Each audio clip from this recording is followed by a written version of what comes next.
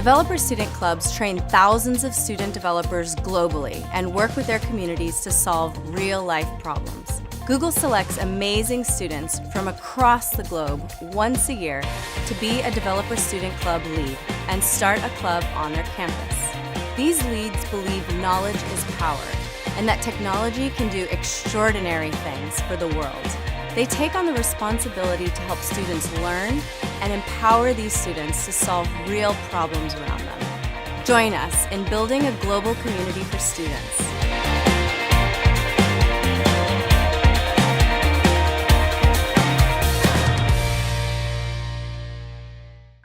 Nah, di pertemuan 6 ini React juga, tapi kita konsum API yang sudah dibikin di pertemuan 4.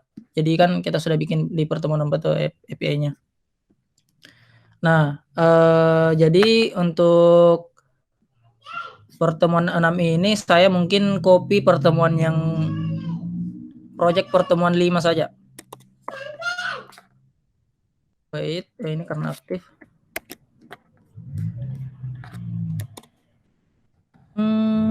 You can pass an item into itself. Ya.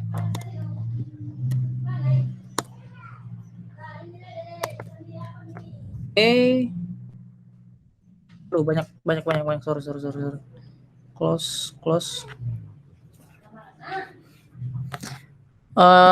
Daripada kita install ulang React-nya, jadi kita copy saja ini pertemuan 5. Oh, sudah ada yang berhasil, sorry. Ini sudah berhasil. Ini delete. Oh, gagal ya. Saya copy ulang deh supaya benar. Itu memang lama tadi. Oh, ternyata memang lama. Ya, tidak apa-apa ya. 100 MB ditunggu dulu.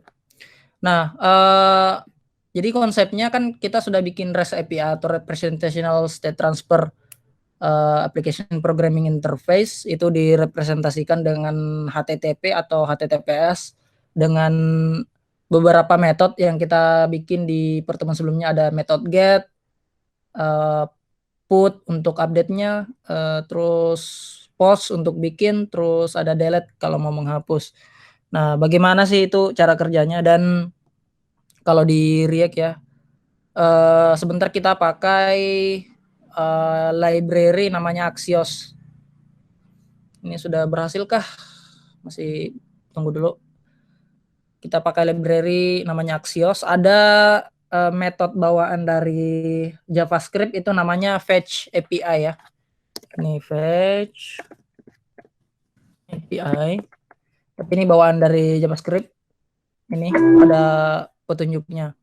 Nah, tapi yang mau kita pakai itu library Axios. Nah, ini untuk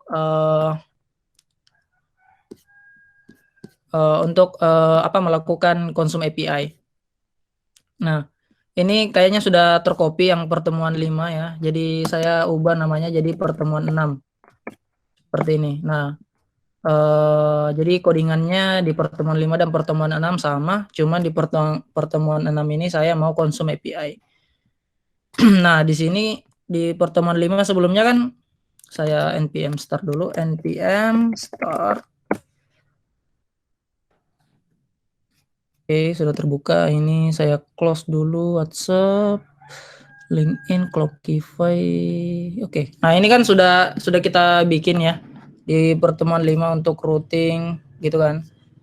Nah, saya mau melakukan konsum API ya. Nah, ini saya hapus yang komen biar tidak bikin bingung. Nah, kurang lebih seperti ini. Nah, saya mau lihat dulu di Firebase dokumentasinya. API yang sudah kita bikin, linknya mau saya lihat. Firebase, go to console, terus kemarin waktu bikin API kita bikin Firebase function DSC. Terus di sini ada functions. Nah, ini API kita. Nah, biar memastikan ya, karena ini sudah saya push ke GitLab, saya buka dulu GitLab saya. Ini Blackcord salah, harusnya gitlab.com. Oke.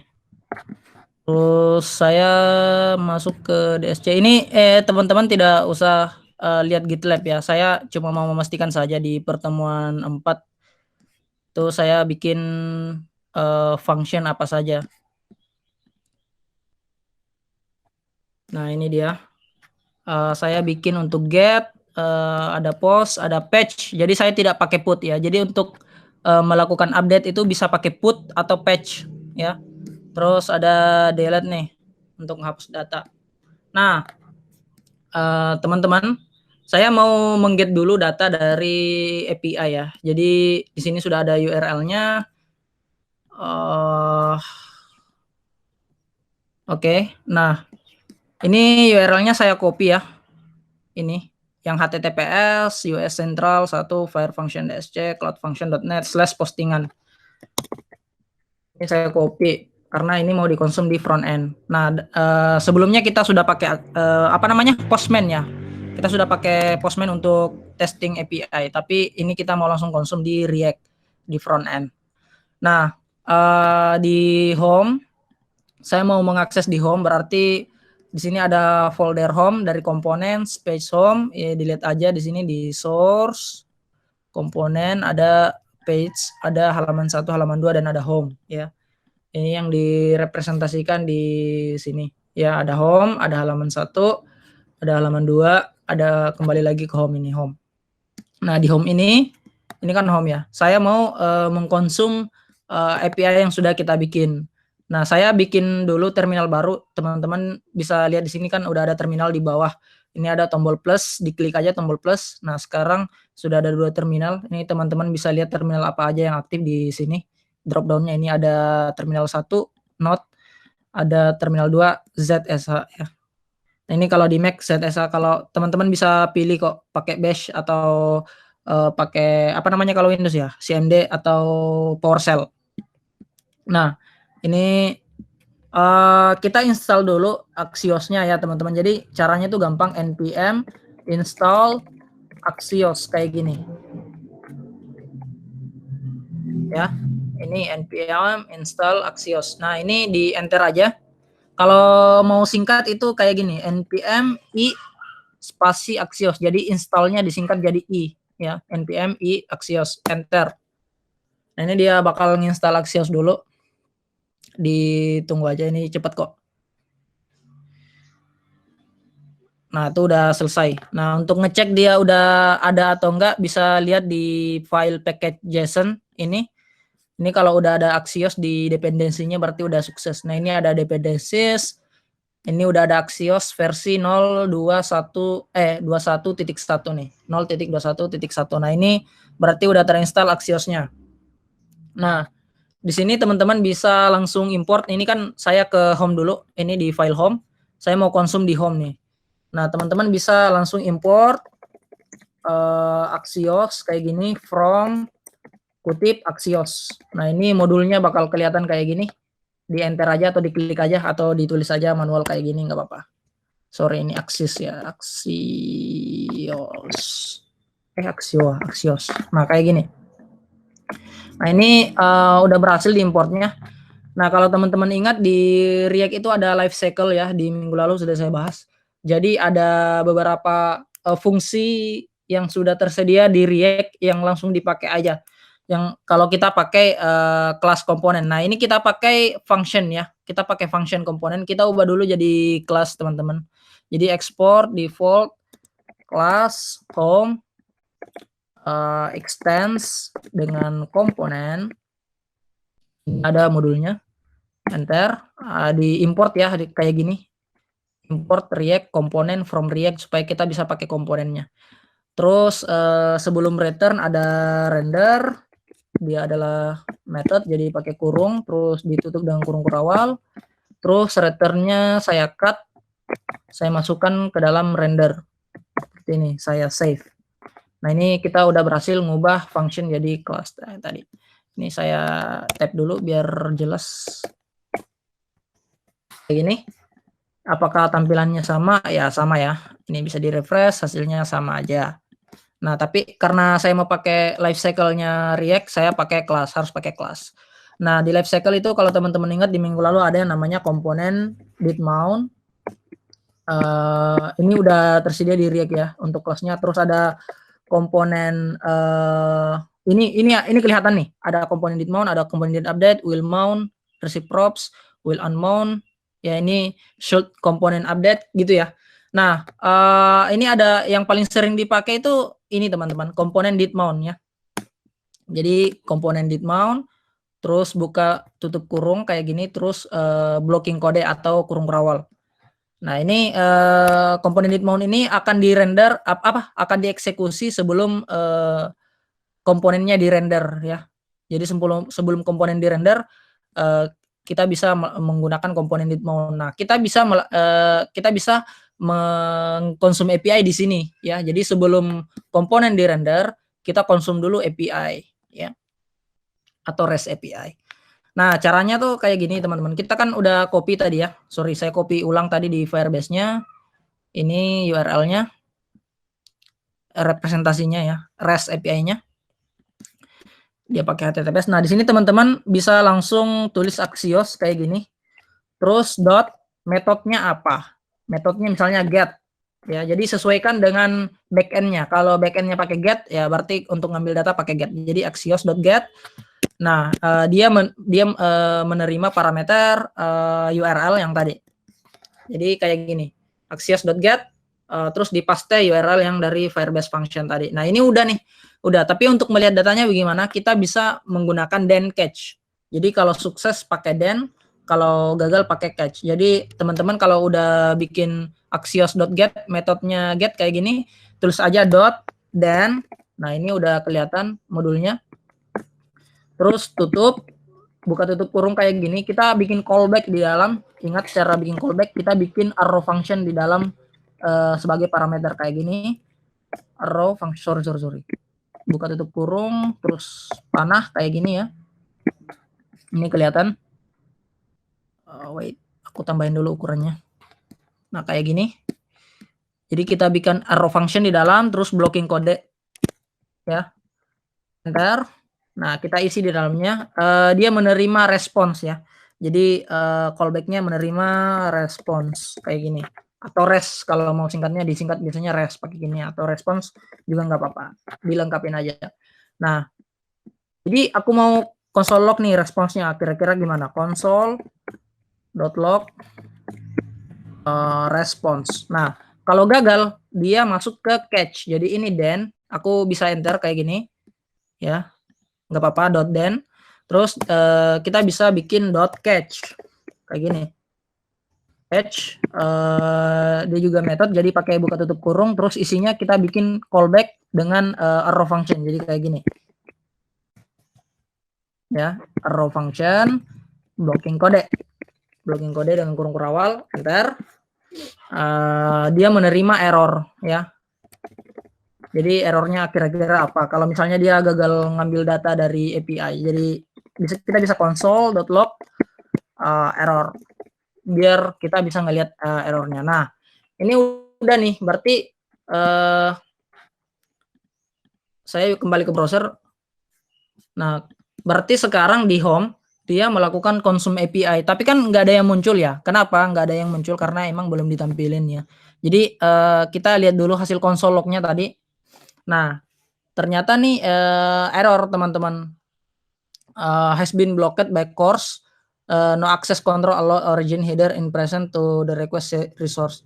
Nah, ini katanya kita tidak diperbolehkan untuk mengakses API ini karena terblokir oleh course. Course itu yang udah kita bahas di backend sebelumnya ya. Apa namanya? Resource sharing, apa ya? CO-nya itu saya lupa. Course resource sharing ke belakang itu cross origin resource sharing. Nah, ini yang tidak kita handle di backend-nya. Jadi kalau teman-teman lihat di backend kita sebelumnya, ini course-nya, ini saya komen course-nya.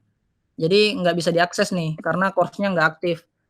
Nah, supaya aktif course-nya, ini bisa kita edit dulu backend-nya atau Jadi kita harus kembali dulu ke backend-nya. Tapi saya nggak mau itu, mungkin agak lama teman-teman. Jadi kita cari public API sendiri ya. Kita bisa cari public API sendiri. Jadi tulis saja public API kayak gini. Atau kita ambil API yang apa ya? Dari ini deh, placeholder API. Placeholder JSON.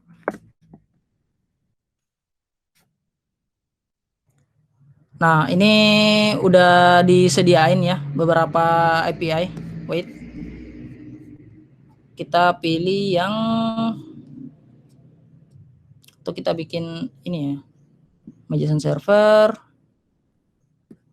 Terus try server.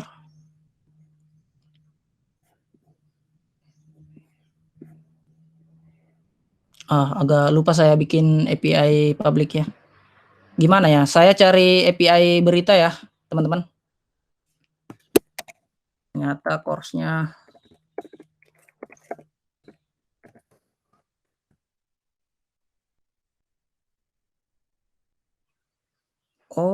atau API COVID ya, enak. Ini pakai API key, agak berat. Aku gini teman-teman, kita kan dari UIN ya, kita menggunakan API Al-Quran gimana? Jadi API Al-Quran ya. Wait. Ada yang pernah saya pakai kayaknya. Get, tapi ini get semua sih, nggak apa-apa ya. Nggak apa-apa, kita coba satu ya. Misalnya Complete Quran Edition. Oke. Juz of Quran, ini edisinya dari mana? Bentar, yang tidak pakai ini deh. Ini kayaknya Fatimah. Ada yang pernah saya ini ya, yang saya pernah pakai kayaknya yang Fatimah.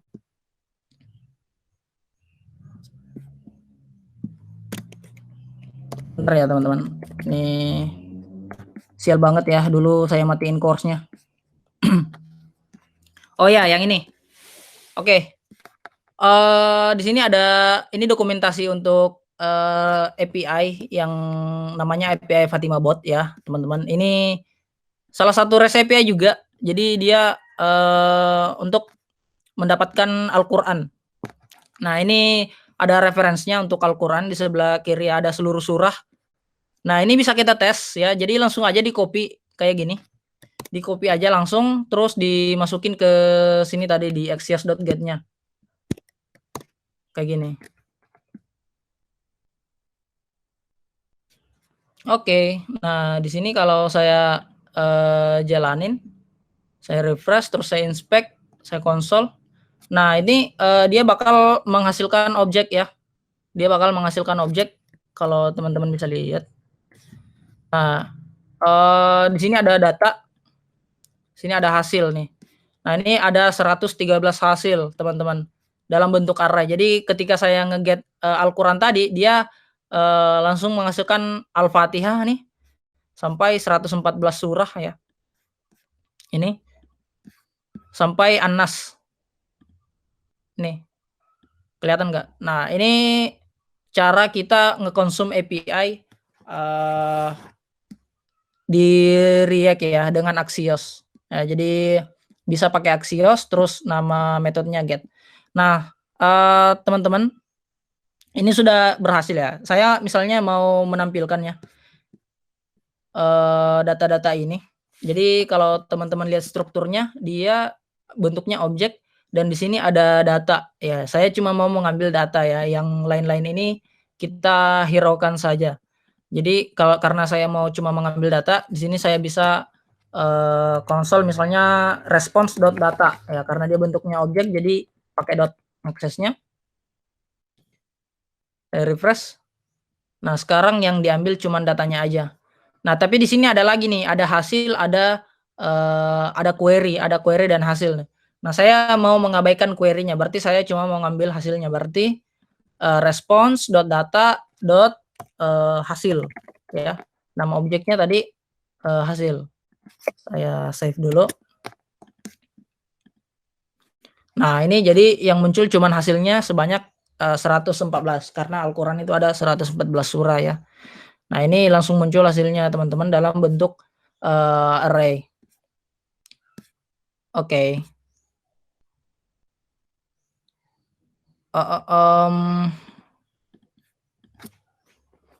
Udah ya. Nah, saya misalnya mau menampilkan di halaman ya, teman-teman. Jadi bagaimana cara kita menampilkan data-data ini di halaman kita gitu ya. Nah, teman-teman bisa simpan datanya di state ya. Kalau teman-teman ingat kalau kelas itu dia stateful maksudnya dia bisa menggunakan state. Jadi teman-teman di dalam kelasnya bisa langsung inisiasi state kayak gini.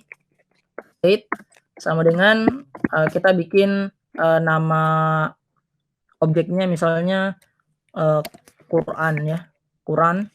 Terus isinya itu adalah array kosong karena dia belum diisi ya. Jadi Quran .2 isinya itu adalah array kosong.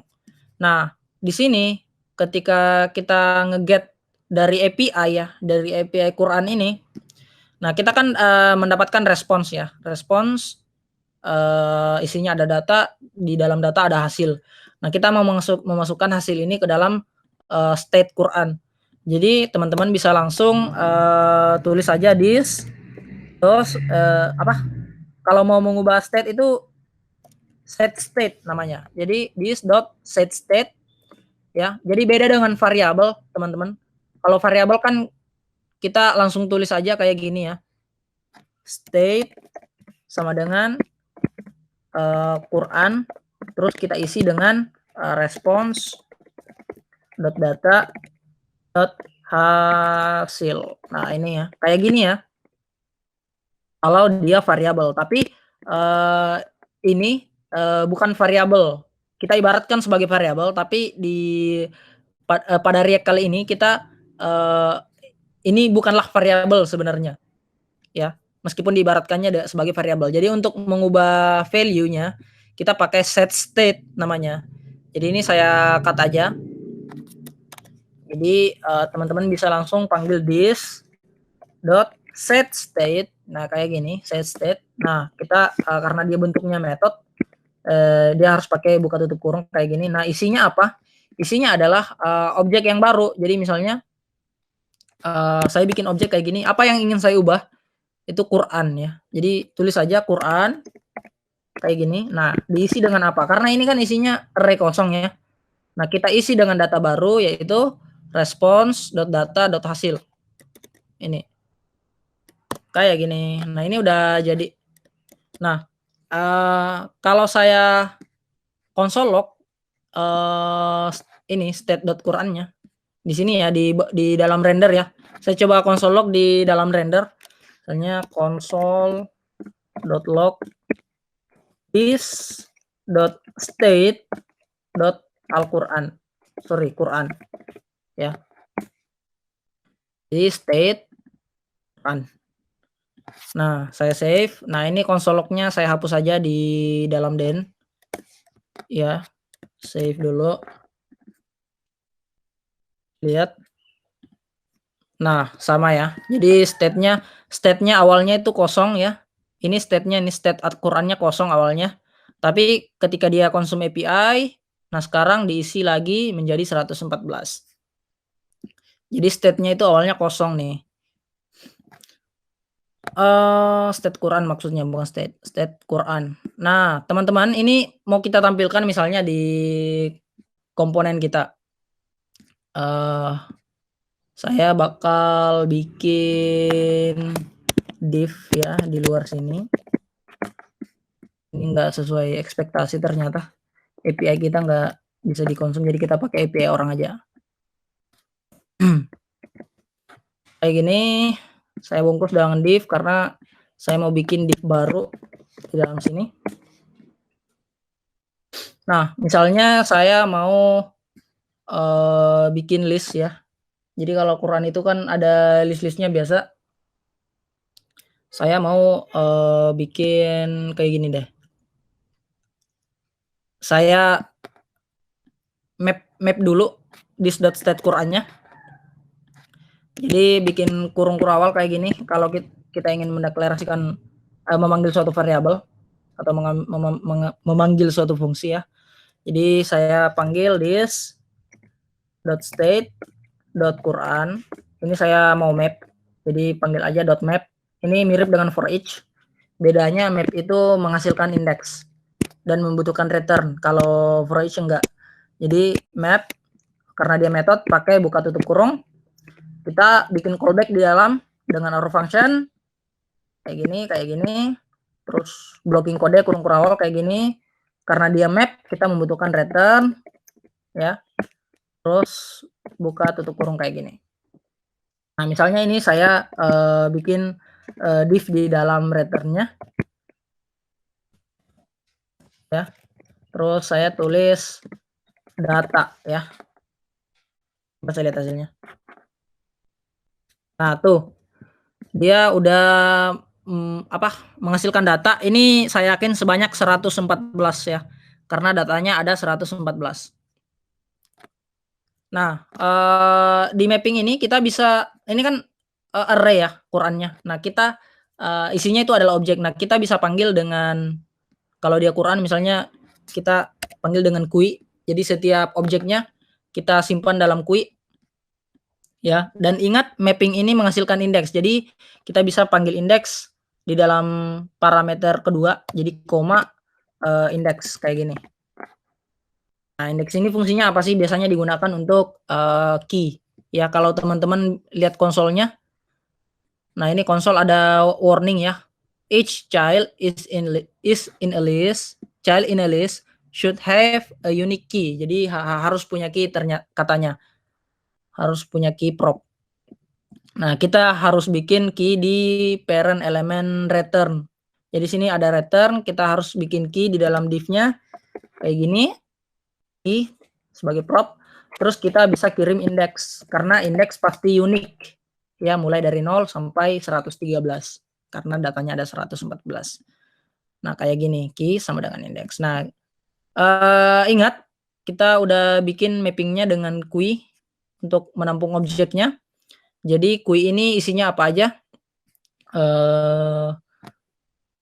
Saya bakal lihat dulu di konsolnya tadi.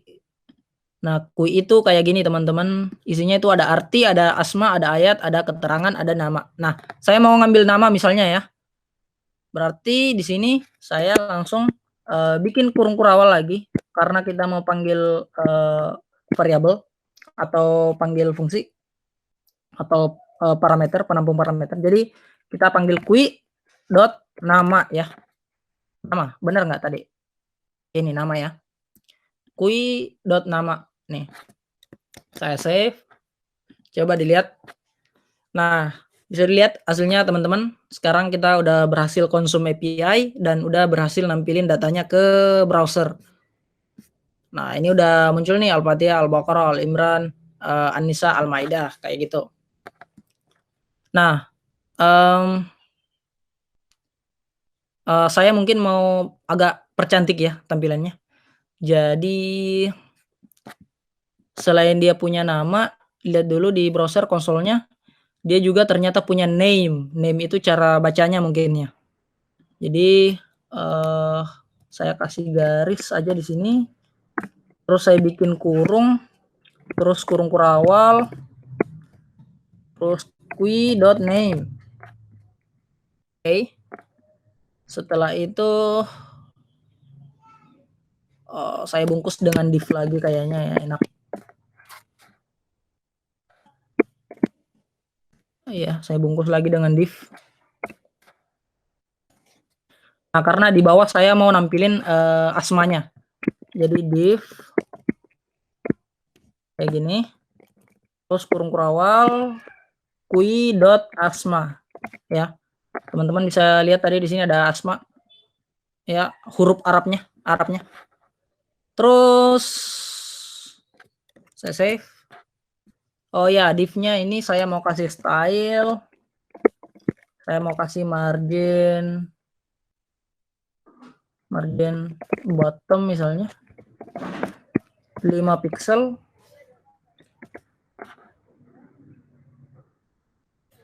Oke, ini udah muncul teman-teman.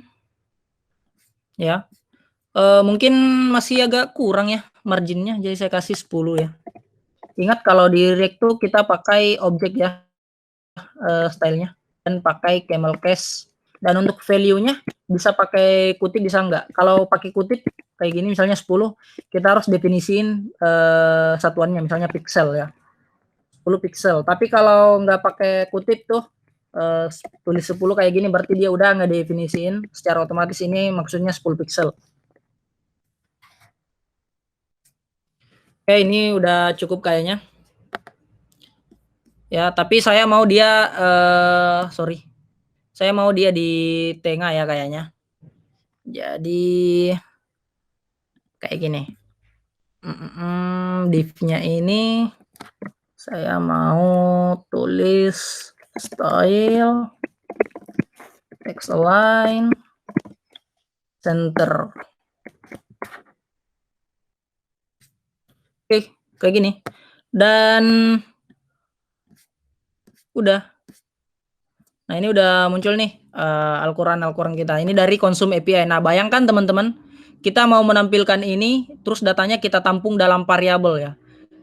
Pasti apa ya? Bisa sih, tapi nulisnya pasti lama ya. Jadi bikin ini nulis ininya, nulis asmanya. Nah, untuk mempermudah itu dibuatlah REST API. Itu fungsinya REST API. Jadi kita nggak usah bikin datanya sendiri ya. Jadi udah disediain sama orang dalam bentuk REST API. Kayak gini. Nah, ini kebetulan REST API-nya cuman ada get ya. Cuman ada get, teman-teman. Saya cari API yang bisa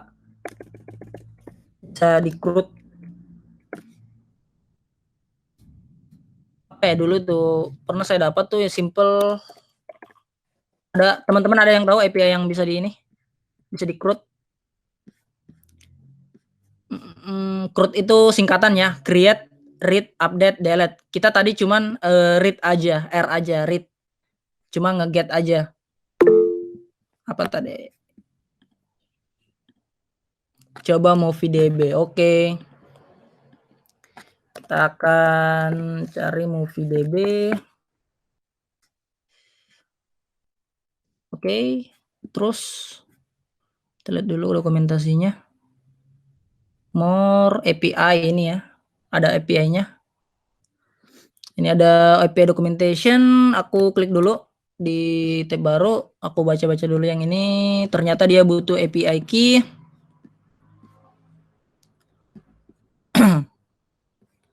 Ada ya.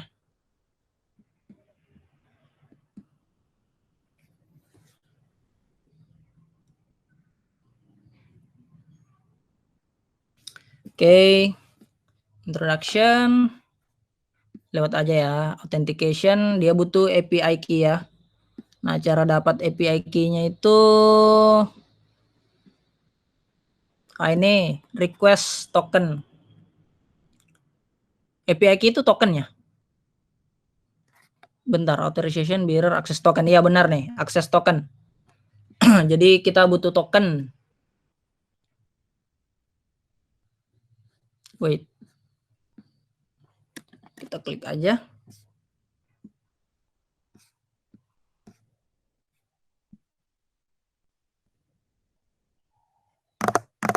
Lama juga ya.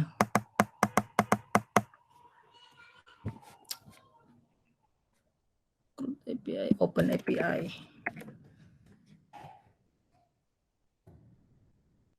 Apa dulu ya? Lupa saya. Pernah sih pakai.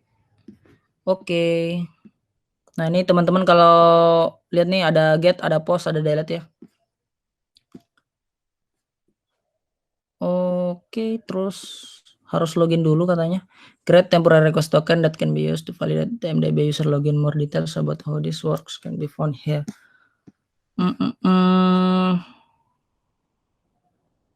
Oke. Oh, bentar. Ada, saya buka di coding nih. Saya pernah ikut kursnya kayaknya. yang di front end, terus ada oh enggak ada, udah hilang ya. Berarti di sorry profil saya. Terus akademi. Bentar ya. Mana ya? Hilang ya. Progressive Web Apps. Progressive Web Apps itu ada ini teman-teman, ada API yang open, dia pakai itu. Aku mau pakai itu aja deh. Mana ya? Progressive Web Apps. Waduh, udah dihapus kayaknya. Udah dihapus ya.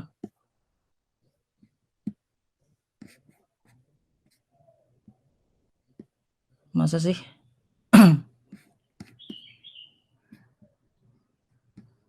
Masa udah dihapus sih? Oh, sorry.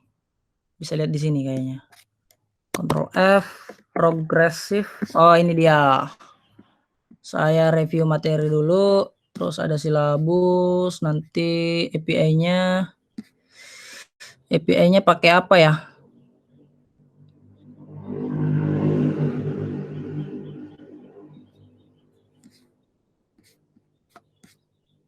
Aduh. Konsum API.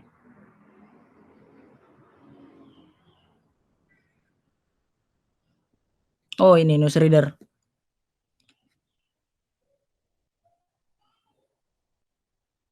Ah, lupa. Kita pakai ini aja deh, movie. Nah, kita cari cara bikin API-nya dulu ya. Ini ada yang tahu cara bikin API-nya? Sorry, bukan bikin API-nya, bikin key-nya ya. Kayaknya kita harus login ya. Sini ada login nggak?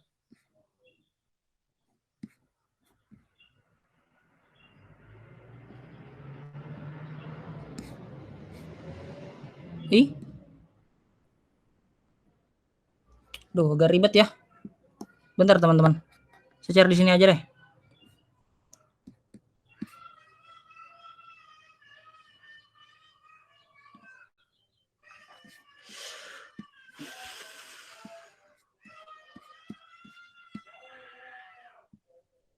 Mana ya? API-nya lupa saya.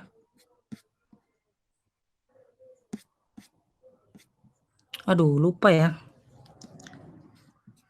Lupa banget. Selain ini ada yang lain nggak sih? Movie ini. Ini cara bikin key-nya gimana ya? Here. Request token. Apakah harus login?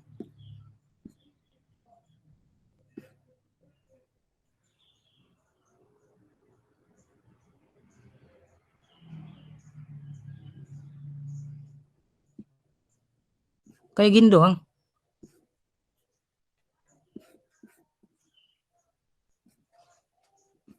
Gimana ya? Bingung saya. Ya, ini error network. Aduh. Saya nyontek deh di GitHub. Saya lupa ya, ada API yang open gitu. Masa sih nggak ingat? Apa ya namanya? Lupa banget. Harusnya saya siapkan sebelum pertemuan ya teman-teman. Ini maaf banget. Coba saya lihat di sini yang pernah saya bikin API yang bisa dipakai apa ya? Kayaknya CRUD API deh. CRUDAPI.com.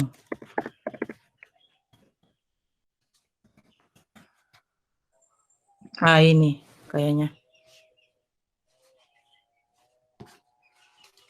Udah nggak berfungsi.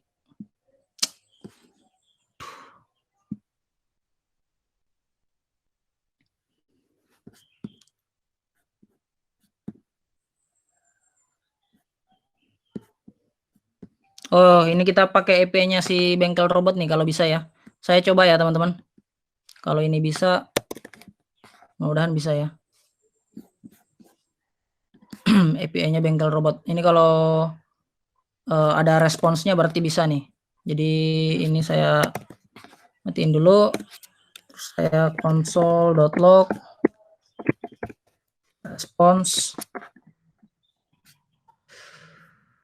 React-nya, terus inspect console. Nah, apa nih? Refresh. Oh, ini ada. Oh, datanya sukses ternyata.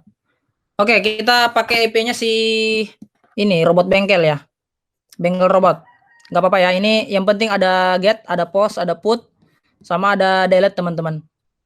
Nggak apa-apa. Nah, kita pakai API-nya si bengkel robot ini. Ini kita udah berhasil untuk nge-get-nya ya. Buktinya itu ini datanya udah muncul.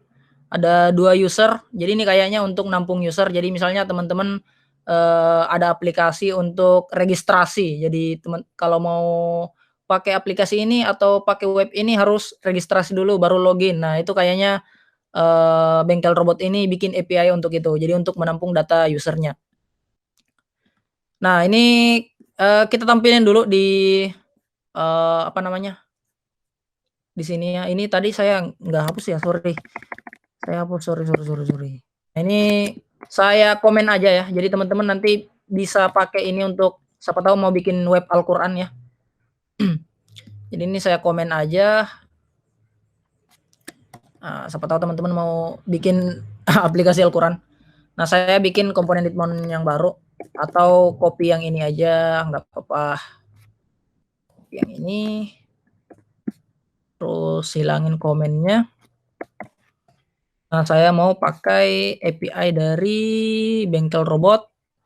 Di copy aja nih cara kopinya, Ctrl C.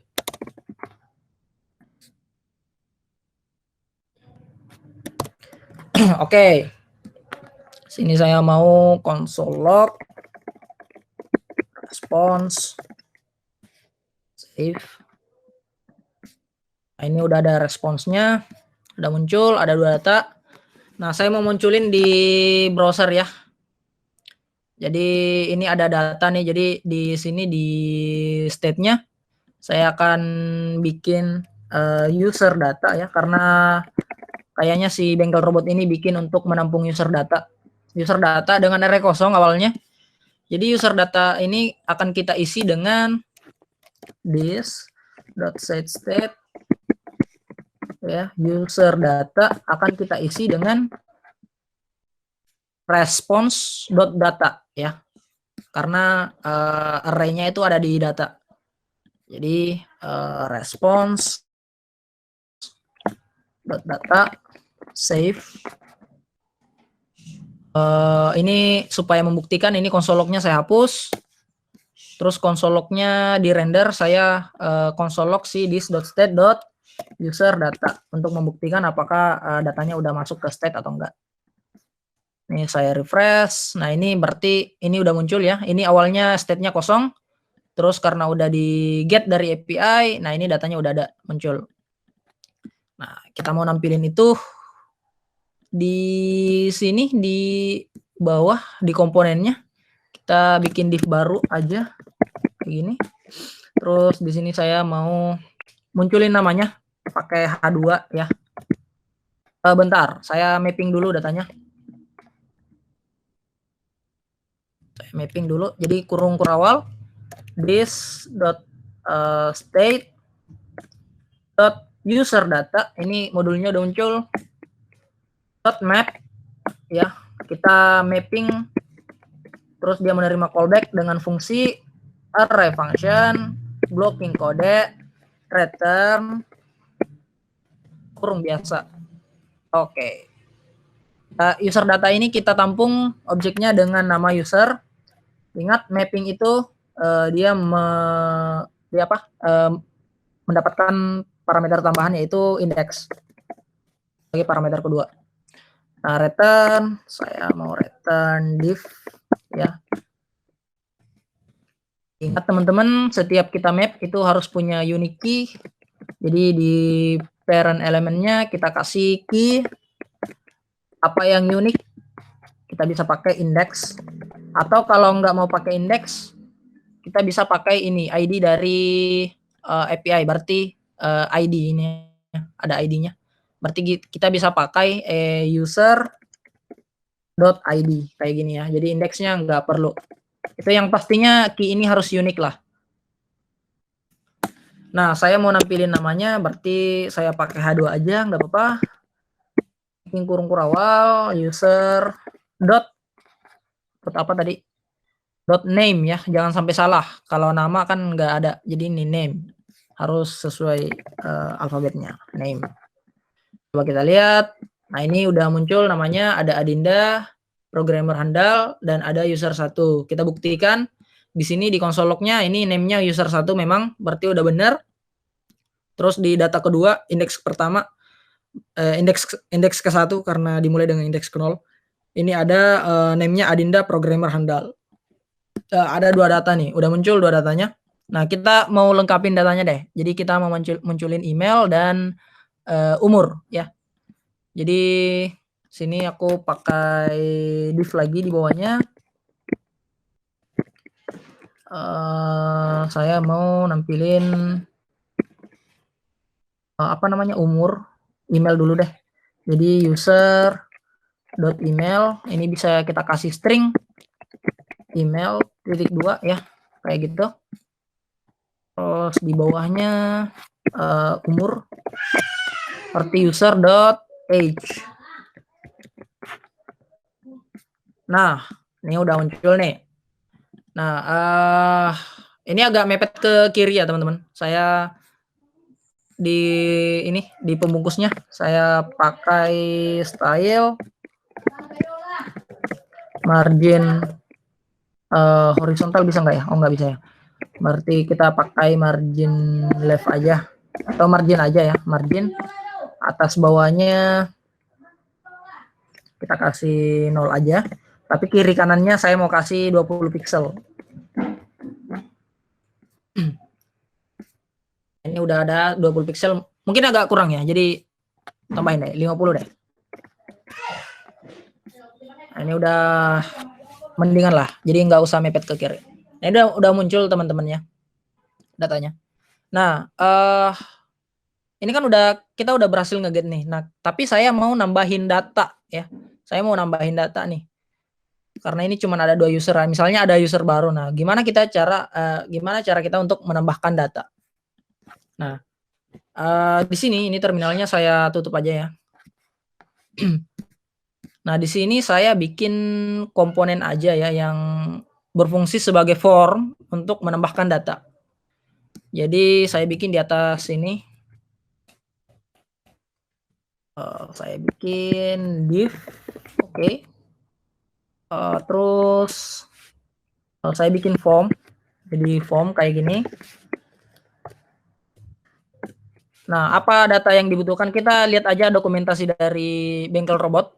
Ketika dia ingin membuat data, nah dia itu membutuhkan 3 di bodinya ya. Dia membutuhkan 3 properti ya. Ada name, ada email, sama age.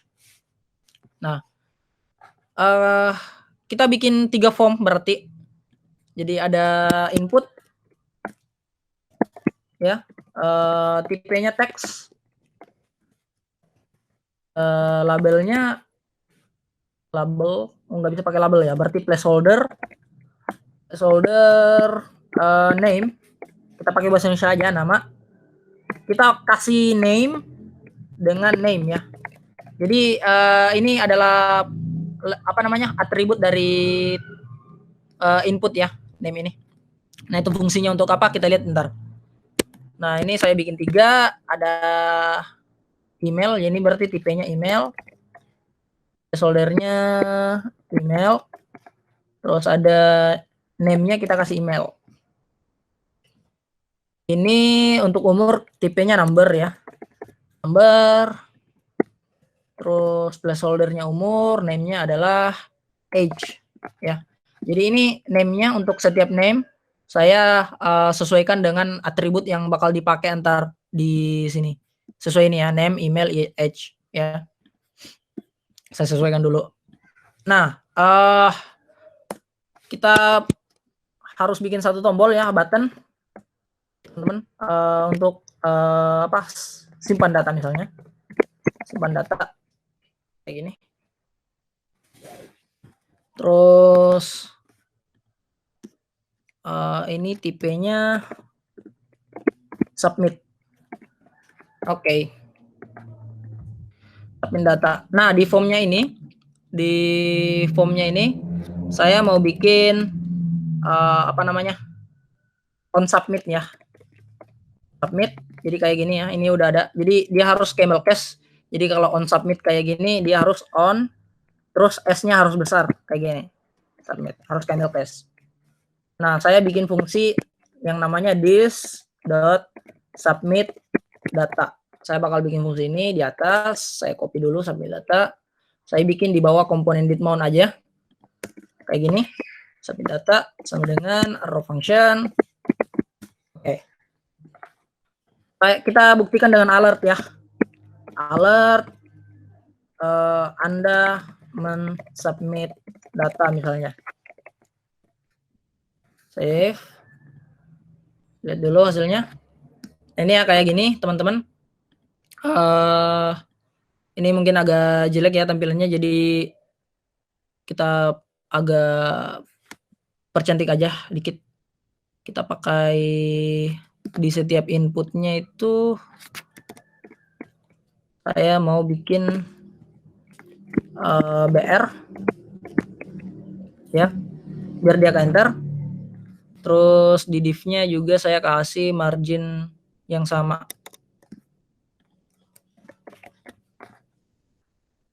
Nah, kayak gini. BR-nya mungkin bisa di double aja. Apa-apa ya, kita pakai BR-BR-an. Kayak gini. Nah, teman-teman kalau mau percantik CSS-nya nanti silakan ya. Ini saya yang penting fungsinya jalan ya. Nah, ini kalau saya klik simpan data ya, Anda mensubmit data ya. Tapi ini bisa diklik tanpa mengisi ini ya, tanpa mengisi formnya. Jadi inputnya, tanpa mengisi inputnya. Jadi inputnya harus kita kasih atribut yang namanya required atau is required kayaknya ya, is required. Oh enggak ya, berarti required aja nih. Nah, ini required atau diperlukan ya. Jadi ini diperlukan untuk diisi. Kita tambahin aja atributnya required. Save.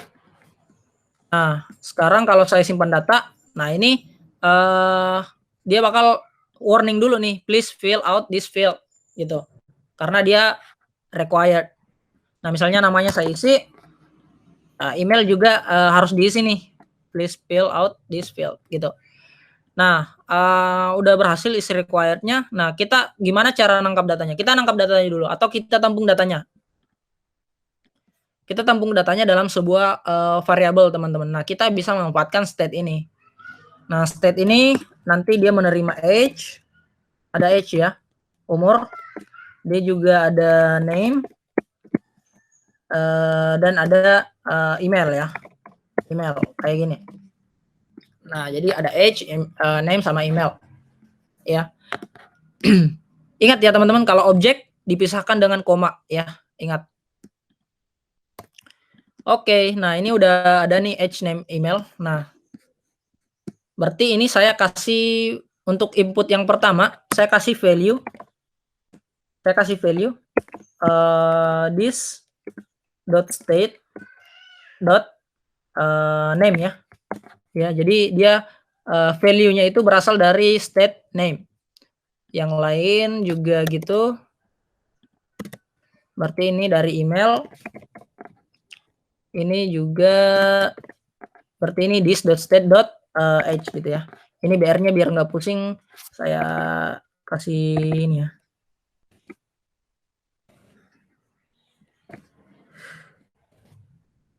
Oke. Nggak usah peduliin BR-nya. Nah, ini udah kita kasih value nih. Nah, sekarang kalau saya mau mengetik di inputan itu nggak akan bisa ya. Jadi berapa kali pun saya mencoba, berapa keras pun saya mencoba untuk mengisi inputannya ini, dia nggak akan bisa. Kenapa? Karena saya udah kasih value ya, dimana value-nya itu di sini kosong ya, string kosong semua. Nah, kita harus bikin fungsi untuk bisa mengubah state kosong ini, age, name, dan email. Nah, caranya di sini aja. Setelah value, saya bikin on change, ya.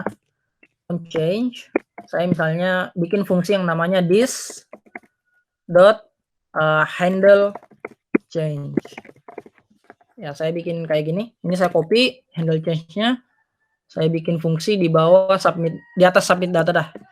Kayak gini. Nah, handle change ini karena dia adalah input ya. Dia adalah input dan bisa diberi on change, berarti dia akan menerima yang namanya event. Event ya. Ini teman-teman kalau nggak tahu filosofinya dari mana, itu sebenarnya ketika kita membuat this dot handle change, ketika kita memanggil fungsi handle change ya di sini, kenapa dia bisa dapat event sebenarnya? Ini sama aja kalau saya tulis kayak gini teman-teman. Jadi arrow function, terus di sini karena dia arrow function kita harus pakai metode kayak gini, buka tutup kurung di akhirnya. Di arrow functionnya dia pasti nerima event, dan di sini kita pasti ngirim event. Nah, sebenarnya kayak gini ya. Kalau kita mau bikin on change pada sebuah input, dia pasti menerima event dan di handle change-nya kita kirim parameter event. Nah, tapi untuk mensingkat itu kita tinggal tulis kayak gini aja. This dot handle change ini udah cukup, dia otomatis ngirim event ya dari input ini. Jadi handle change kita bikin fungsinya handle change ya, dia memanggil fungsi handle change ini. Coba kita console log event ya, console.log event.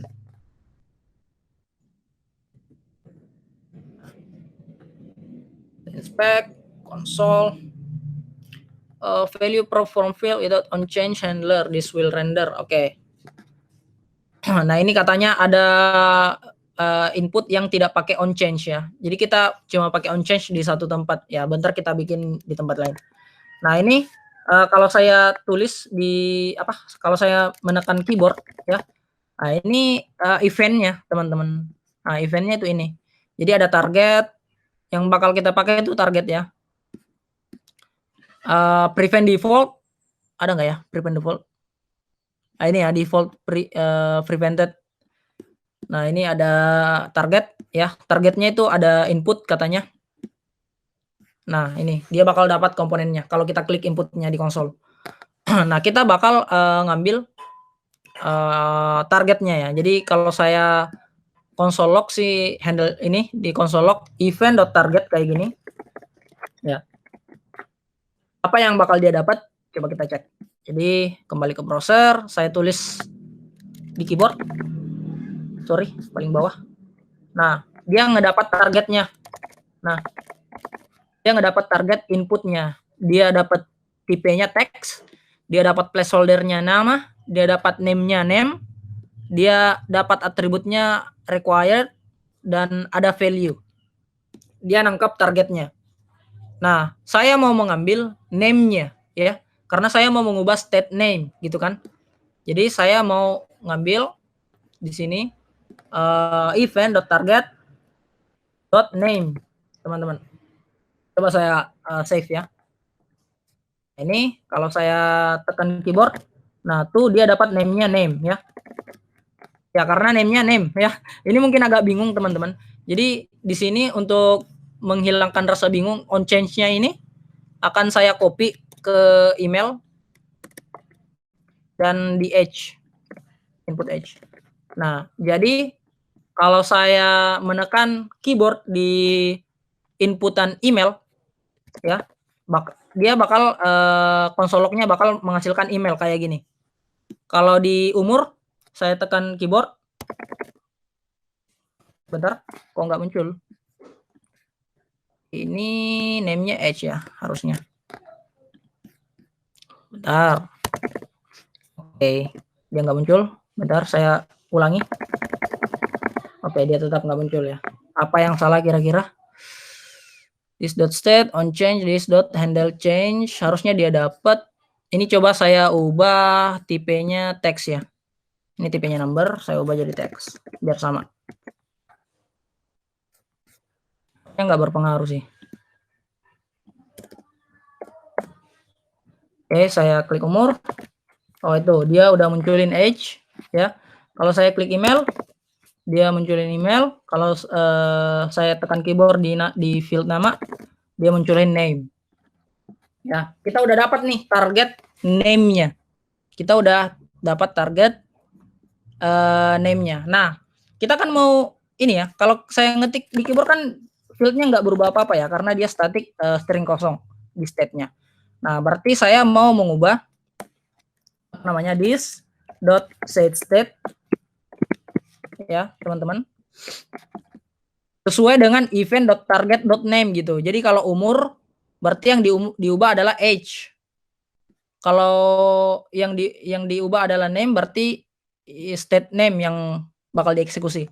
Kalau email berarti state email yang akan dieksekusi. Berarti di sini saya akan menjadikan event dot target dot name ini sebagai property. Jadi set state itu supaya ketika variabel dijadikan property, kita bikin dengan kurung kurawal, kurung siku kayak gini. Jadi kurung siku kayak gini.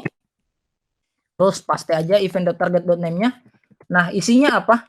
Misalnya saya isikan dengan sandi ya. Kayak gini ya. Saya isikan dengan sandi. Saya save. Nah, ketika saya nulis sesuatu di sini, nah semuanya itu ini berubah menjadi sandi. Itu padahal saya cuman nulis misalnya satu huruf aja, misalnya kui gitu ya. Saya tekan tombol kui, dia berubah menjadi sandi gitu ya. Nah, saya nggak mau itu. Saya maunya sesuai dengan apa yang saya ketik. Nah, supaya ngedapatkan itu, di sini ada yang namanya value, teman-teman. Jadi kita coba console log event.target.value ya. Kayak gini. Log event.target.value. Jadi kan tadi udah kita dapat name-nya. Sekarang kita coba lihat value-nya ada nggak. Nah, ini name-nya. Saya coba ketik QUI WRTIE. Oke, ini saya ini dulu. Wait. Kayaknya berhasil ya. Bentar. Kalau saya tekan QUI. Oh iya, berhasil teman-teman. Ini udah muncul QUI nih. Ya. Nah, tapi dia kok berubah menjadi sandi gitu ya. Nah, caranya itu event.target.value-nya kita bisa masukin di sini sebagai value. Jadi jangan sandi gitu ya. Jadi event.target.name diisi dengan event.target.value. Jadi kalau kita ngubah di age, berarti propertinya adalah age, state age, diubah dengan event.target.value. Kayak gitu. Nah, sekarang kalau saya ngubah ini, nah sekarang udah bisa email juga kayak gitu, umur juga kayak gitu. Nah, umurnya saya kembaliin coba ke number ya, karena umur itu bukan teks, tapi number. Kenapa tadi nggak bisa ya? Lagi misalnya 21, oh ya udah bisa teman-teman. 21 ya. Nah, karena udah bisa, ya. Saya mau ketika saya simpan data, datanya itu bertambah ke sini ya, datanya bertambah, dia masuk ke API gitu. Nah, coba saya kayak gini dulu, tulis asal dulu, terus saya simpan data. Nah, ternyata dia melakukan reload ya tadi ketika saya submit data. Nah, supaya kita menghindari itu di React.js. Jadi ketika kita tekan tombol itu nggak boleh ada reload ya, nggak boleh ada reload. Jadi caranya di submit datanya, dia juga menerima event sama ya. Jadi di sini di form kan ada on submit nih, on submit kita panggil fungsi this.submitData. Nah di submit data dia itu sebenarnya menerima event, supaya dia nggak reload. Ada yang namanya event.prevent default ya. Kayak gini teman-teman. Di eventnya kita panggil prevent defaultnya supaya dia nggak reload. Ini alertnya saya hilangkan, soloknya juga saya komen aja. Coba ya saya isi dengan asal Terus saya simpan data. Nah, terus sekarang dia nggak reload. Kalau tadi reload dan datanya langsung hilang ya, langsung ke reset. Ini kalau saya tekan simpan data, dia nggak reload. Berarti ini udah bisa dipakai. Nah, kita kan mau konsum API nih. Nah, kita kembali ke dokumentasinya. Nah, ini. Nah, jadi kita panggil katanya http API bengkelrobot.net, ada portnya 8001/API/profile, terus kita kirim datanya dengan bentuk JSON nih. Ada di sebelah kanan ini ada JSON katanya. Nah, JSON itu berarti objek. Jadi di sini ketika kita submit data, teman-teman, kita langsung panggil aja si Axios kayak gini ya.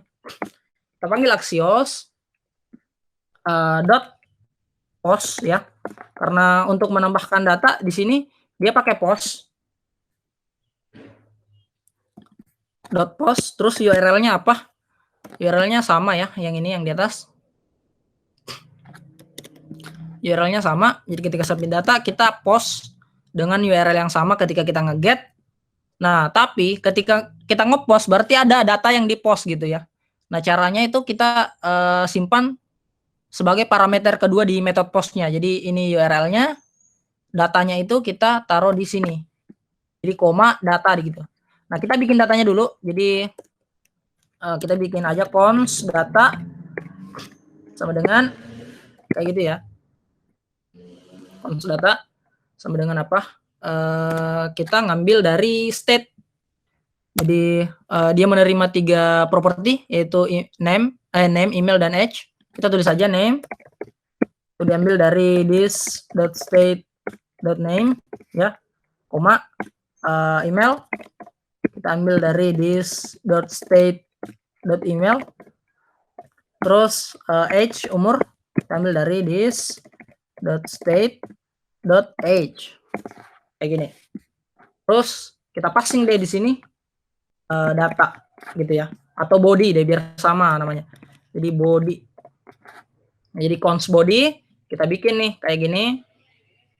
Terus kita bikin axios.post body. Nah, kita pakai then catch juga. Jadi .then ya, kalau berhasil dia bakal nerima, kita bikin callback di dalam kayak gini. Dia nerima response.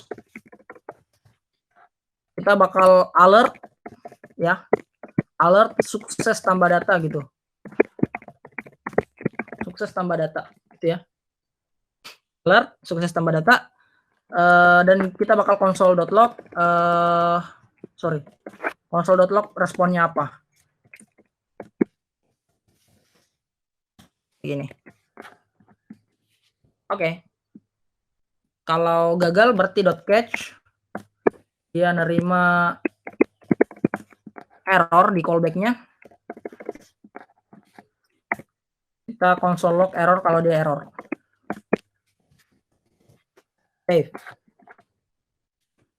Nah, udah nih, udah selesai nih. Nah, apakah berhasil? Kita coba ya. Jadi saya mau menambahkan Andi Irsandi misalnya dengan email ini andi.irsandi@gmail.com, terus umur saya misalnya 20 ya. Terus saya simpan data. Nah, ini nggak muncul apa-apa nih. Tapi coba kita lihat konsolnya. Nah, konsolnya mengatakan the server responded with a status of 400 byte request. Nah, di sini teman-teman bisa ke network, terus bisa simpan data. Nah, di sini kalau dia 400 ya, kita bisa lihat errornya di mana. Oke. Apakah bengkel robot ini bisa dipakai untuk ngepost? Kita lihat di sini postnya bad request. Apa errornya? Preview. Kalau bad request itu berarti nggak nemu ya? Berarti nggak ada fungsinya ya? Coba kita cek ini dulu, api.bengkelrobot.net ya. Apakah udah benar .net? Oke, api.bengkelrobot.net 8001/API/profile. Terus dia ngirim name, email, age. Oke. Kayaknya error juga sini. Gimana? Kenapa nih? Oh. Bentar ya, teman-teman. Masa error sih postnya? Get-nya bisa.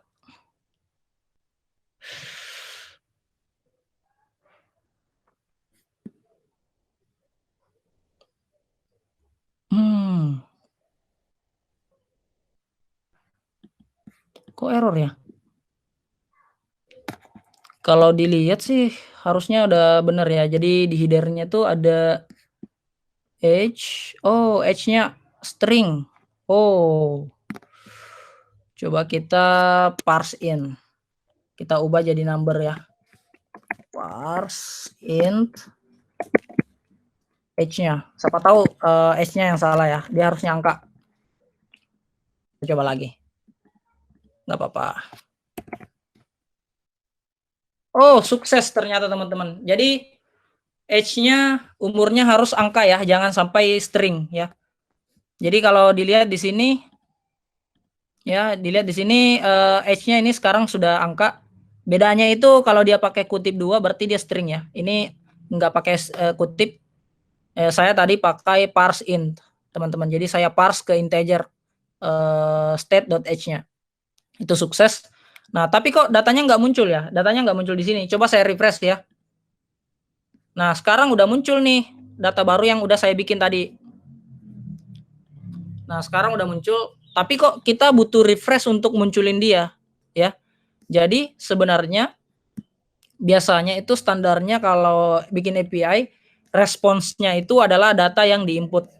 Nah, kita bisa memanfaatkan itu untuk menambahkan datanya. Misalnya di sini saya ulang ya. Saya tambahkan dengan Andi Irsandi. Saya ulang ya. Terus saya misalnya andi@mail.com ya. Terus umur saya misalnya 19, terus saya simpan data. Nah, tuh bisa lihat di konsolnya di sini responsnya. Nah, datanya itu adalah sesuai dengan inputan kita. Nah, kita bisa manfaatkan ini untuk menambah state-nya tanpa harus mereload halamannya. Karena ini kan kalau kita nggak reload dia nggak muncul ya si Andi Irsandi ini. Nah, kita bisa manfaatkan ini. Kita bisa masukin langsung ke apa namanya? Ke state-nya. Nah, ini kalau saya refresh baru muncul tuh datanya. Ini data ya, sorry. Gimana ya supaya dia nggak hilang ya. Kalau saya refresh kan ini hilang ya. Ini saya screenshot deh ya. Oke, udah saya screenshot. Jadi ini saya refresh.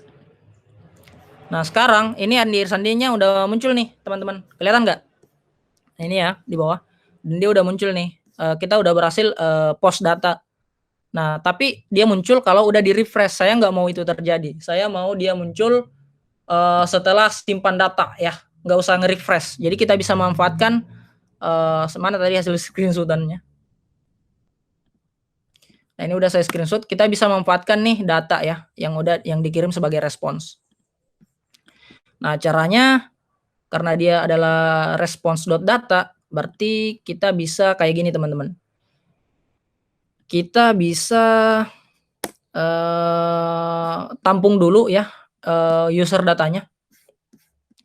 Jadi saya misalnya bikin let user data ya. Data itu saya ambil dari this.state.user data gitu ya. Nah, saya mau user data ini kan ada data baru. Saya mau ini ditambahkan ke dalam user data gitu. Jadi caranya kita pakai metode push. Jadi user data ya. Karena kita udah definisiin variabelnya user data, isinya adalah state user data yang sekarang. Nah, user data ini saya mau tambahin datanya dengan push ya. Saya mau push data baru dari response.data gitu. Jadi saya mau push data response.data ya. Nah, setelah itu kita lihat dulu apakah berhasil ya. Ini saya save. Jadi tanpa harus nge-refresh, datanya langsung harus muncul. Ini biar ada spasi di bawah, teman-teman. Saya mau kasih sini ya di margin bottom itu 100 pixel deh ya. Jadi saya kasih ini cara bacanya, ini atas, ini kiri kanan, ini bawah ya, margin bawah ya. Nah, ini udah ada jaraknya di bawah 100 pixel. Nah, saya mau tambahin data nih. Jadi tanpa nge-refresh datanya harusnya langsung muncul. Misalnya Arjuna, nama adik saya arjuna@mail.id, umurnya 18 misalnya. Terus saya simpan data ya. Ini sukses tambah data, oke. Apakah dia bertambah di bawah? Oh, ternyata tidak ya. Ternyata datanya nggak ketambah. Biasanya ini karena alert ya. Coba saya matikan dulu alertnya. Oh, sorry, udah benar tadi. Kita nggak nge-set state teman-teman. sorry. Jadi kita harus this.set state ya. Kita harus set state ulang si user data ya, dengan user data. Kenapa user data? Misalnya ini saya ubah namanya menjadi new users ya. Ini new users. Berarti ini juga new users. Biar nggak sama aja namanya ya. Jadi kan kita udah tampung this.state.user datanya ke dalam variabel new users. Terus new users ini kita push data baru dari response.data ya, hasil post kita ke API. Nah, kita harus set state ulang datanya, si user data ini dengan new users yang udah di push data baru gitu. Save. Ya, ini harusnya udah muncul si Arjuna ya. Saya misalnya data baru ya. Misalnya Yahya. Nama adik saya juga. Yahya@mail.id.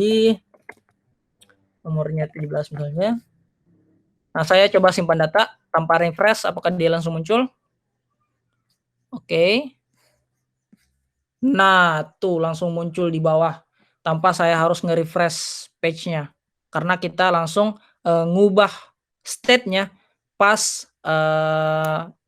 post datanya berhasil gitu. Jadi tanpa harus nge-refresh page-nya, dia udah muncul. Kayak gitu. Nah, ada ini ya, ketika kita nambahin data, simpan data, ini harusnya langsung kosong ya, teman-teman. Jadi, teman-teman selain ngeset state user datanya dengan data baru, kita bisa tambahin aja age-nya jadi kosong lagi. Emailnya juga jadi kosong lagi, string kosong, terus apa lagi satu, name juga jadi kosong.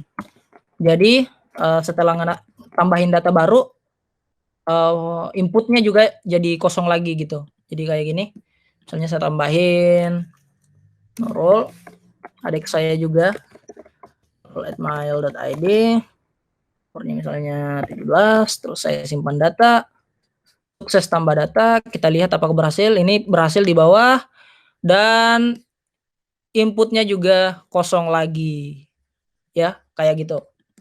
Ada pertanyaan sampai sini? Nah, kita udah berhasil nge-get dan nge-post. Oke. Sekarang kita bakal edit ya, teman-teman. Kita bikin kayak gimana editnya ya? Jadi ngedit, dia langsung muncul di situ. Oh, oke. Oke.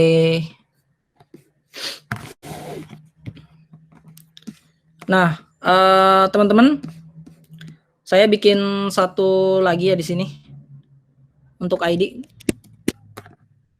Jadi di sini ada ID ya. Tapi dia nggak required ya. Jadi nanti saya mau gini teman-teman. Kalau ada ID berarti dia update. Tapi kalau nggak ada ID berarti dia post gitu ya. Ini placeholdernya ID. Terus tipenya teks saja. Oke, this.state.id ya. Ini saya tambahin ID. Terus di bawah juga ID-nya langsung kosong ketika berhasil post. Nah, saya lebarin dulu nih. Ini saya kecilin aja ya. Oke. Oke, jadi ada ID sekarang. Nah, tapi ini nggak required. Nah, saya mau bikin update ya. Update dan hapus. Jadi di sini mana ya bagus. Di bawahnya aja ya, nggak apa-apa ya. Nggak usah di sampingnya. Jadi di bawah data ya kan ini kita udah nampilin name, email, dan age. Tapi saya mau bikin button juga ya 2 misalnya. Misalnya edit gitu ya atau update. Update user dah. User. Saya juga mau bikin button 1 untuk delete user.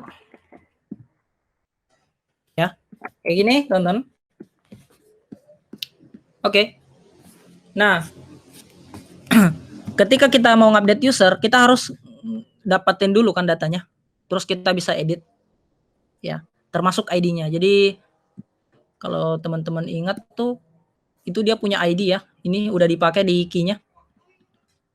Kenapa saya pakai ID? Coba lihat ke sini deh di bengkel robot. Jadi ketika dia update atau put metode put, nah dia membutuhkan ID di sini di http API bengkelrobot.net port 8001 API profile ID ya.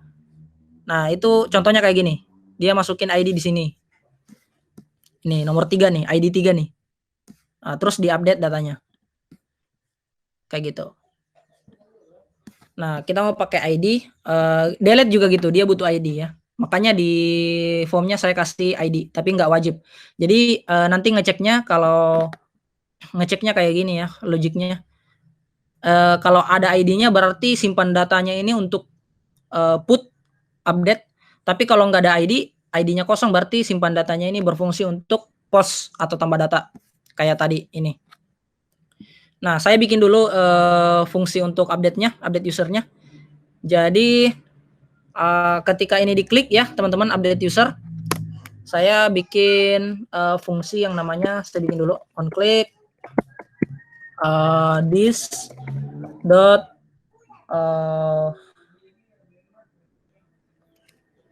fill apa ya, fill form ya. Jadi saya mau ngisi formnya, fill form. This dot fill form, saya bikin fungsinya di atas, ini di atas handle change aja. Jadi fill form, terus arrow function, ya, arrow function. Nah, fill form ini saya mau kirim data ya. Jadi cara ngirim datanya tuh kayak gini. Saya nggak mau ngirim event, saya mau ngirim data langsung. Saya bikin arrow function kayak gini ya, arrow function. Berarti karena di arrow function ini harus bentuknya metode. Nah, saya mau ngirim apa yang mau saya kirim yaitu user ya. Jadi saya mau ngirim user. Nah, teman-teman ini kan saya nangkap user.name, user.email, user.age ya. Nah, di sini saya cuma mau nangkap user. Jadi semua data itu saya tangkap. Jadi user semua. Ini kan dipisah-pisah ya, ID, name, email, age. Ini user semuanya, berarti semua objeknya dikirim gitu. Nah, fill form berarti this dot set state ya. Set state dia bakal nerima user ya, karena kita tadi kirim parameternya user. Nah, kita tangkap parameternya dengan nama user juga nggak apa-apa, disamain aja. Kita mau this.setState age, name, email, dan ID. Jadi ID itu dari user.id ya. Name berarti dari user.name. Age user.age. Terus terakhir email dari user.email. Kayak gini. Coba saya save. Jadi set state ID-nya saya tangkap dari user ID. Name, state name saya tangkap dari user.name. State age saya tangkap dari user.age, dan state email saya tangkap dari user.email. Ya, simple ya cara bacanya. Nah, sekarang kalau saya tekan tombol update user 1 ya. Saya tekan Nah, tuh dia langsung keisi kayak gini. Karena kita udah ngeset state ID, name, email, dan umurnya, teman-teman. Jadi kalau saya ngubah yang ini update Adinda programmer handal, nah tuh dia langsung masuk ke field di sini ke inputnya di formulirnya. Kalau saya klik yang ini, ya update user, coba ke atas, tuh dia langsung berubah terus dia nangkap ID-nya. Ya, sampai sini ngerti ya maksud nangkap datanya. Nah, kita kan udah nangkap datanya nih. Nah, kita bisa ngupdate datanya dong. Nah, misalnya sini ada typo nih. Dia bukan Yahya namanya. Ini typo nih, bukan Yahya. Misalnya namanya itu Jaya gitu. Kayak gitu ya. Nah, itu fungsi update data, teman-teman. Jadi kita bisa ngubah datanya. Nah, tapi di simpan datanya ini dia kan metodenya simpan data ini, submit data, dia kan metodenya post ya. Metodenya post nih. Metodenya post. Padahal di dokumentasinya dia pakai put untuk update. Ya, kita bisa ngecek berdasarkan ID. Jadi kan ini ada ID nih, ada field ID. Jadi kita bisa langsung kayak gini aja ya. Jadi if gitu ya. This.state.id, kalau ada ID maksudnya this.state.id ya. Berarti kita pakai yang put. Else kalau nggak ada ID-nya, else gitu ya. Berarti kita yang pakai yang ini yang ngepost. Berarti kita mau nambahin data gitu kan. Oke, jadi kalau ada ID-nya kayak ini berarti kita update data. Ya, berarti kita pakai axios.put ya. Karena sesuai dokumentasi dari bengkel robot dia pakai put. Nah, jadi axios.put URL-nya sama. URL-nya sama, teman-teman. Ya. Tapi di belakang URL dia harus tangkap ID kayak gini ya. Ada ID yang dia tangkap. Nah, kita tambahin aja ya. Tambahin dengan this.state.id ya. Ini jangan lupa kasih slash. Jadi profile slash ID-nya. Jadi kalau ID-nya 1 berarti ini slash 1 gitu ya. Nah, parameter kedua kita juga butuh body. Jadi sini body kayak gini ya. Body. Nah, bodinya dari mana? Ya sama, dari name, email, dan age juga sama ya. Bedanya itu kalau ada ID-nya kita pakai put, kalau nggak ada kita pakai post. Terus ini dan cache-nya kita copy aja. Sorry.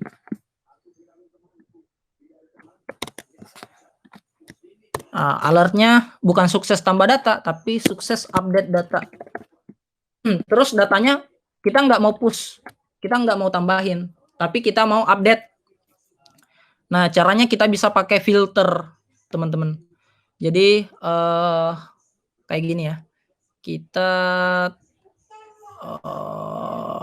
new users, bukan new user sih, update users, updated user, ya. Bentar, update user. Update user tuh dari this.state.userdata, bener. Tapi kita filter, ya. Berarti kita bagi objeknya dengan nama user, ya. Kita bikin callback di dalam dengan arrow function. Kalau user.id-nya sama, user.id itu sama dengan this.state.id, berarti itu usernya. Nah, ini filter mungkin teman-teman agak bingung ya penggunanya. Yang pastinya dia ini bakal nangkap data dari suatu array. Dari array dia nangkap data sesuai dengan kondisi yang kita berikan. Jadi kondisi yang saya kasih itu user ID sama dengan this.state.id. Jadi misalnya di sini 1 berarti dia bakal nangkap ID 1 user data dengan ID 1 gitu. Karena user datanya kan bisa banyak. User datanya kan banyak nih. Nah, dia bakal nangkap yang ID-nya 1. Nah, coba di sini saya nggak usah konsol log sih. Nggak usah konsol log ya. Jadi kayak gini aja. Di sini ada updated user. Coba gini deh. Ya nggak apa-apa deh, saya konsol dulu. Console.log updated user, ya.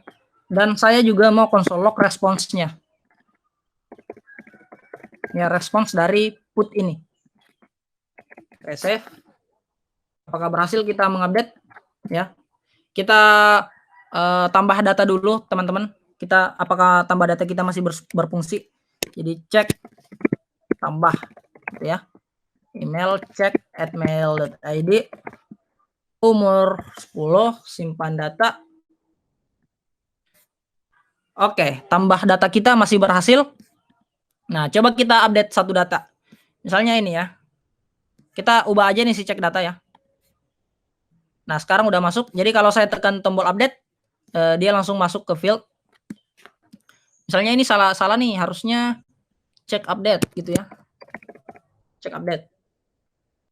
Coba saya simpan data. Sukses update data. Oke. Nah, tapi datanya belum ini ya, belum berubah karena kita belum bikin fungsi-fungsinya. Kita refresh saja nggak apa-apa supaya lihat perubahan datanya. Refresh. Nah, sekarang datanya udah berubah jadi cek update. Berarti put kita udah berhasil. Tapi saya nggak mau nge-refresh baru dia ke update gitu ya. Nah, saya mau update lagi. Saya mau lihat respons dan apa namanya? Saya mau lihat respons dan hasil dari filter tadi ini. Jadi ini misalnya saya ubah jadi cek update 123. Simpan. Oke, ini hasil, ini hasil filternya teman-teman. Jadi dia ngedapatin cek update-nya. Ya. Terus di sini ada datanya. Oh, berarti sama ya, pakai data juga. Oke. Saya mau ngupdate state-nya berdasarkan dengan update usernya. Jadi si update user ini gimana ya caranya? Gimana caranya? Ini kan update user, berarti update usernya ini dihapus dulu kali ya. Bentar, saya pikir dulu logiknya ya teman-teman. Console log update user.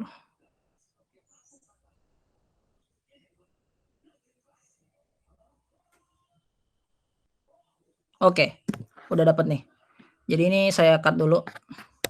Saya pakai gini aja. Saya nggak usah pakai filter, saya pakai for each aja. Ya.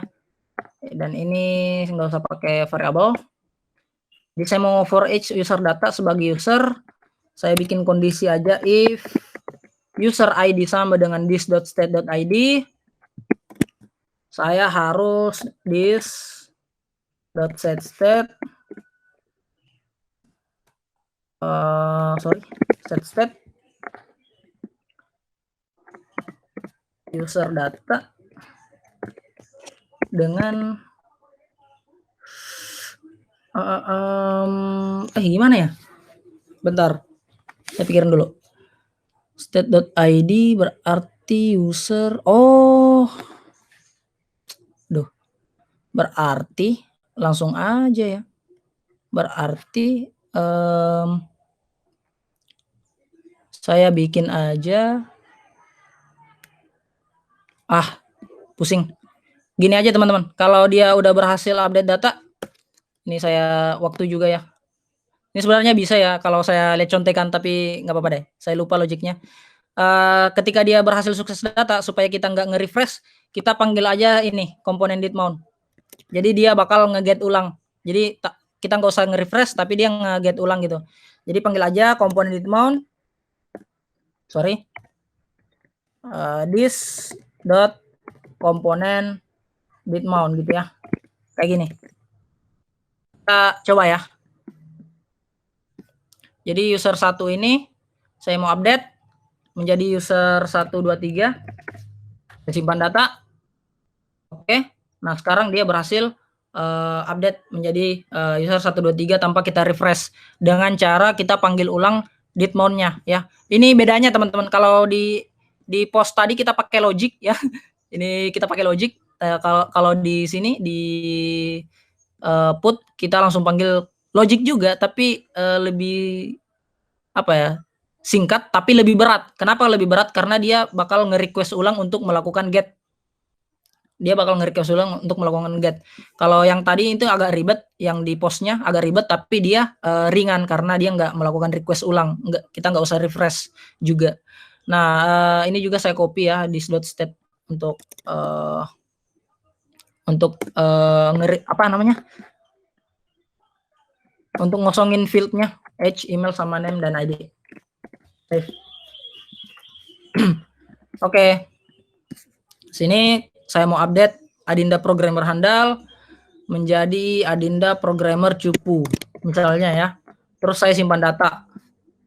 Oke. Nah, sekarang udah berubah menjadi Adinda programmer cupu nih. Itu update. Dan tambah datanya juga udah berhasil. Nah, teman-teman, yang terakhir mungkin delete ya. Delete, kalau nge-delete kita bisa pakai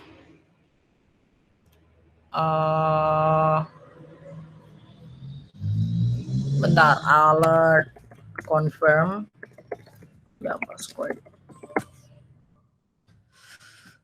react. Ribet sih pakai ini ya. Ada ya? Oh, ada.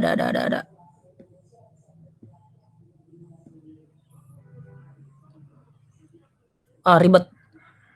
Gini deh, kalau nge-delete teman-teman, kalau tekan tombol delete-nya dia langsung nge-delete aja ya. Kita nggak usah pakai konfirmasi. Biasanya itu kan kalau nge-delete user dia pakai modal dulu, yakin mau hapus user ini. Kalau tekan iya berarti kehapus, kalau enggak berarti keluar gitu, batal. Nah, tapi untuk saat ini waktunya udah mepet ya. Saya kalau tekan tombol delete dia langsung hapus gitu ya, teman-teman. Jadi di sini ada tombol delete. Saya ini aja on click sama dengan pro function this dot, saya mau bikin fungsi yang namanya delete user. Saya kirim user.id ya. Jadi saya ngirim user.id. Kenapa ngirim user.id aja? Karena di delete dia hanya membutuhkan ID. Ya, dia nggak butuh body, teman-teman. Kalau nge-delete itu ID-nya apa, oke kita delete gitu aja ya. Nah, ini juga sama URL-nya, di belakangnya kita tambahin ID. Oke, kita udah kirim ID-nya di fungsi delete user, kita bikin fungsinya. Fungsinya kita bikin di sini aja, di atas submit. Delete user sama dengan arrow function. Kayak gini, dia nerima parameter ID. Kita langsung bikin axios.delete. Terus kita masukin URL-nya. Ya. Masukin URL-nya. Kita tambahkan dengan ID ya. Jadi profile/ID kayak gini aja udah. Jadi setelah itu kita kasih then ya. Then response arrow function response, kita kasih alert berhasil hapus user. Terus kita panggil ulang si komponen did mount gitu ya, biar dia nge-get ulang. Kayak gini udah selesai. Jadi kalau saya tekan delete user di check update 123 tuh udah hilang. Kalau saya delete si Nurul tuh ke delete langsung ya. Jadi kita udah berhasil create buat data, update data, delete, dan read. Read itu nge-get ya. Kita ngebaca data, read. Jadi kita udah berhasil CRUD CRUD API di React nih, teman-teman. Pakai API-nya si bengkelrobot.net. Terima kasih bengkelrobot.net. Oke, kayak gitu aja, teman-teman. Ada pertanyaan kah? Waktu juga udah mau habis. Oke, mungkin ada teman-teman yang mau bertanya terkait materi CRUD pakai React ini sama Axios.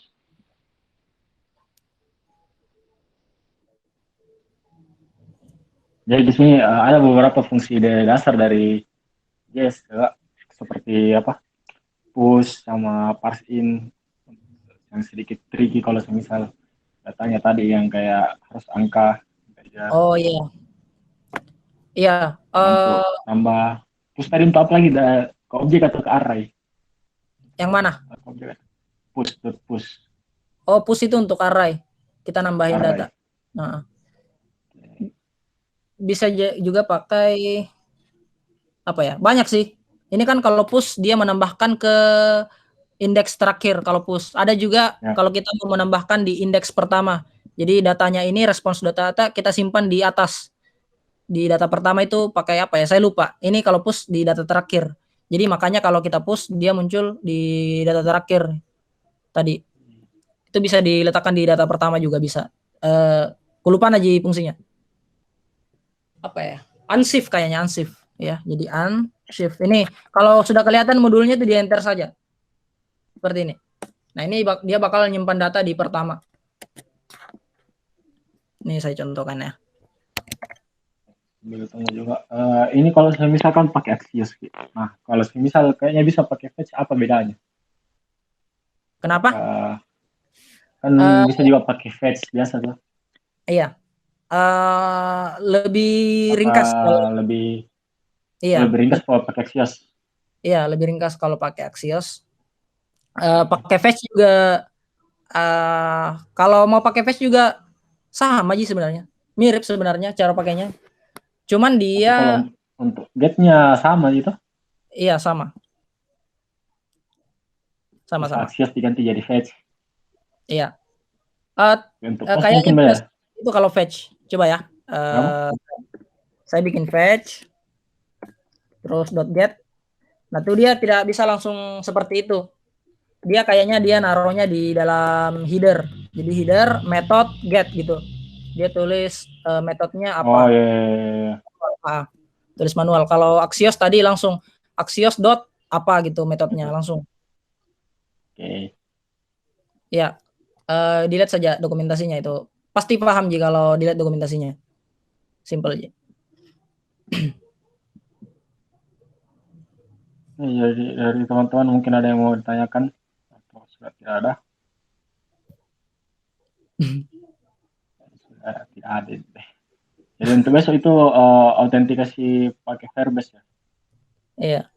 Ini kan pad-nya kita mau bikin ini ya Nur, web chat. Jadi web untuk chatting seperti WhatsApp. Jadi bisa chatting ke beberapa orang. Nah, itu kan butuh autentikasi, login, register, lupa password, ganti email, begitu-begitu. Itu autentikasi besok. Minggu depannya baru kita implementasi untuk web chat-nya. Oke, mungkin berarti ada juga pertanyaan. Oh, ini source code-nya nanti gimana? Apakah di atau slide-nya mungkin sempat ada tadi? Source code-nya di push di GitHub atau gimana ini?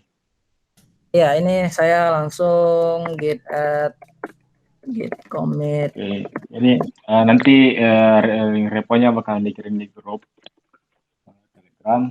Nah, mungkin karena sudah tidak ada pertanyaan dan untuk weekly class yang sesi web yang share di API di sini pakai React cukup sekian. Kurang yang mau dimaafkan. Wabillahi taufiq wal hidayah. Assalamualaikum warahmatullahi wabarakatuh. Selamat siang. Waalaikumsalam warahmatullahi wabarakatuh.